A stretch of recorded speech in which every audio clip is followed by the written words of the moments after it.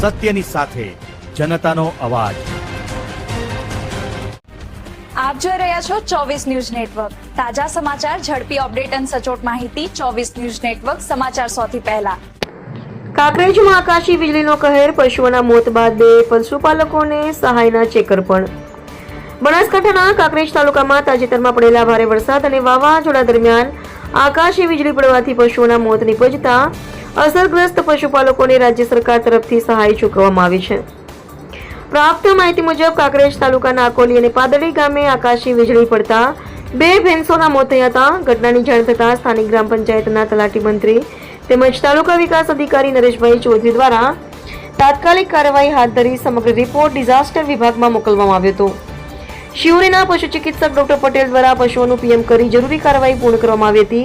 ત્યારબાદ સરકારના નિયમો મુજબ સહાય મંજૂર કરવામાં આવી હતી। આકોલી ગામના વાઘેલા જગતસિંહ દેવાનસિંહને ₹37,500ની સહાયનો ચેક તાલુકા વિકાસ અધિકારી નરેશભાઈ ચૌધરી તથા તાલુકા પંચાયત પ્રમુખ વેલસી પરમારના હસ્તે અર્પણ કરવામાં આવ્યો હતો।